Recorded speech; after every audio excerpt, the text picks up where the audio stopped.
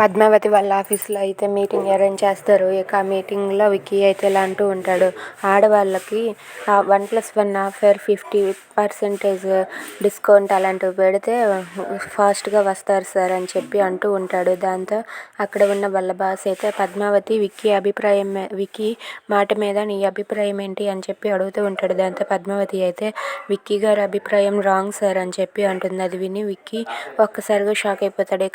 అయితే నీ అభిప్రాయం ఏంటి చెప్పు పద్మావతి అని చెప్పి యశోద అడుగుతూ ఉంటాడు. అది విని పద్మావతి ఇలా అంటూ ఉంటుంది, ఆడదానికి చీర అనేది సాంప్రదాయం. ఆ సాంప్రదాయం ఎప్పటి నుండో ఉన్నది. అలాంటి సాంప్రదాయాన్ని మీరు 1+1 ఆఫరు 50% ఆఫరు అది ఇది అంటుంటే నాకు అస్సలు నచ్చలేదు అని చెప్పి అంటుంది.